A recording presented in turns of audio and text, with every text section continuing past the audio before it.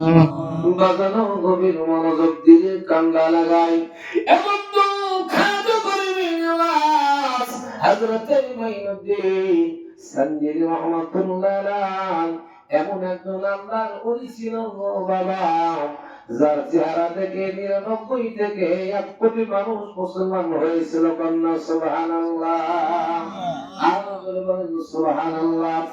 আমার আল্লাহ কোরআন কারীমের মধ্যে জানাই দিলেন, হাবিব আপনি আপনার উম্মতদেরকে, আমার বান্দাদেরকে আপনি জানাই দেন, ইয়া আইয়ুহাল্লাযীনা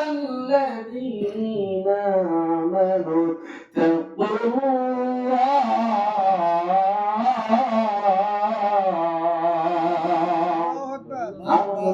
সুবহানাল্লাহ ওয়া কুনু মা'আস সাদিকিন।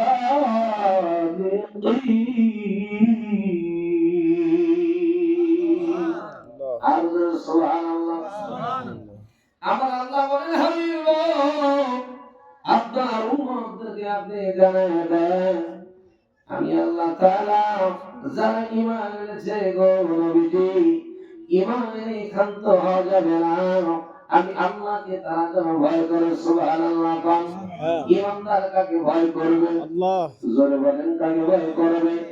ঈমানদার যদি আল্লাহকে ভয় করে গো মুসলমান, ওই মুসলমান ভাই হয়ে ভাইয়ের সম্পত্তি ঠকাইতে পারে না। কথা বলা ঠিক কিনা? বাদল ভাই মারা যায়, সম্পত্তির জন্য কাগজ করে ভাই সামনে লাশের সামনে দাঁড়ায়, কথা কয় না, আছে কিনা?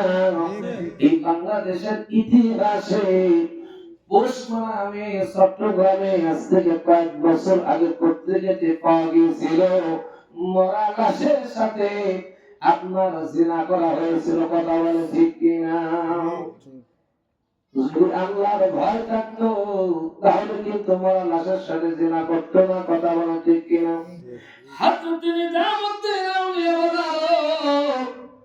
এবং তো ৯৯টা খুন নিজামুদ্দিন আউলিয়া কেমন করে আল্লাহর ওলি হলেন বাবা, শুনতে চান নাকি আপনারা? আমার বন্ধুগণ, আমার বাজানো একটু মনোযোগ দেন। যদিও মাইক খারাপ, আমার কষ্ট হচ্ছে, তারপরেও আপনাদেরকে শুনতে হবে। সুবহানাল্লাহ। আমি যতক্ষণ আছি ততক্ষণ আপনারা থাকবেন ইনশাআল্লাহ। এরপর আমার ওবাইদুল ভাই সিরাজি আছে, উনি আরো চমৎকার বয়ান করেন। আল্লাহ ওনাকে কবুল করুক, সকলে বলুন আমিন। এবং তো গভীর মনোযোগ বাতালে নিজামুদ্দিন আউলিয়া কিতাবের মধ্যে লেখছে বাবাজি ৯৯টা খুন করছে। কয়টা করছে? মস্ত বড় একটা রামদাউলিয়া জঙ্গলের মাঝে বাবা দাঁড়ায় আছে, আর মনে মনে ভাবতেছে আজকে কেউ আসে না, ১০০টা পূরণ করবো, তারপরে সকালের নাস্তা করবো। কয়টা করবে? আর একটা করলে 100 পুরো হবে। কয়টা করলে? আমার ভাইরা, আমার বাবা কি আমার বড় চমৎকার আলোচনা একটু সঙ্গে আপনাদের বুঝে আসবে বাবা। সম্মানিত হাজিরিন, নিজামুদ্দিন আউলিয়া এখন আল্লাহর ওলি হন নাই, উনি সবে মাত্র নিজাম ডাকাত নামে পরিচিত। ঠিক কিনা বলে? এই বন্ধু আমার নিজামুদ্দিন কান্দের মধ্যে তরবারি রামদা নিয়ে বাবা দাঁড়ায় আছে, এদিক যায় ওদিক যায়। কিন্তু আজকের দিনটা কেমন হলো? আজকে তো কেউ জঙ্গলের মধ্যে দিয়ে যায় না, কাকে আমি হত্যা করব, এদিকে পেটে ক্ষুধা তো লেগে গেছে। ঠিক কিনা বলে?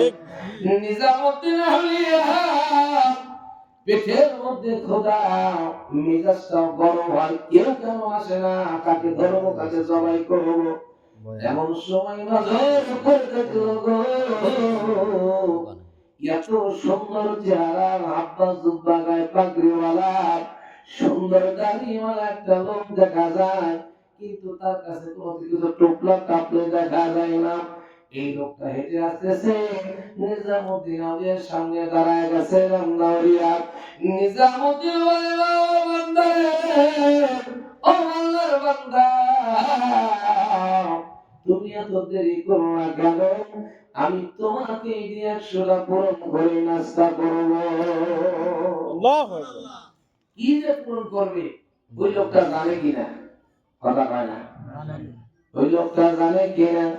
কারণ যেই লোকটা আসছে ওই লোকটা তোমার আল্লাহর নির্দেশে আসছে নাকি বলেন?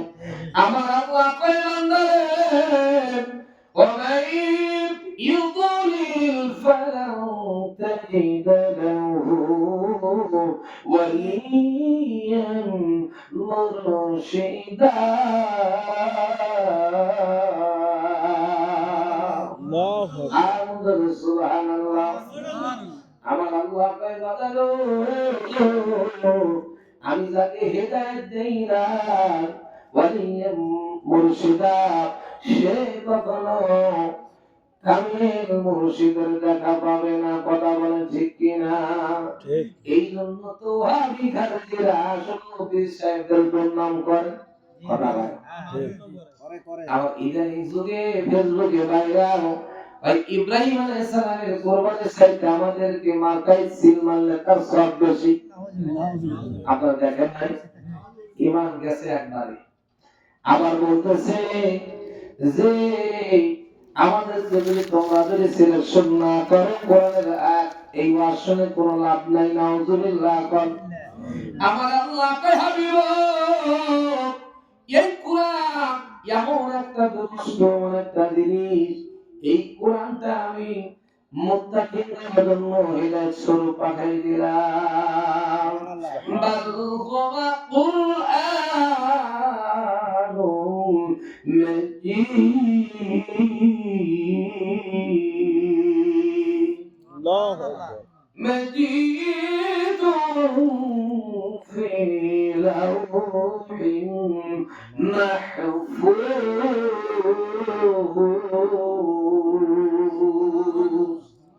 এই কোরআনের বাড়ি কোথায়?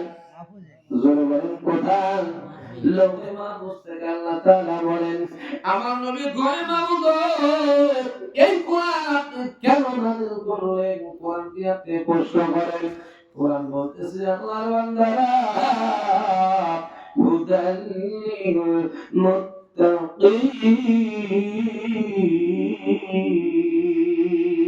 আল্লাহু আকবার। আরো সুবহানাল্লাহ। এই কোরআনটা হলো মুত্তাকিনের হিদায়াতের জন্য। আর তাকমুল্লাহ আমাদের সিনা মানলে কোরআনের দরকার নাই। নাউজুবিল্লাহ। ঈমান আছে না গেছে? কথা বলেন বাবাজিরা। আমার নবী বলেছেন আগুন হাতে রাখতে পারবা কিন্তু কসুর কথার মধ্যে ঈমান চলে যাবে, রাখা যাবে না।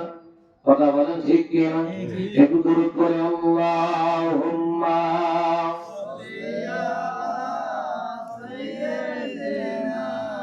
মাওলানা মুহাম্মদ ওয়া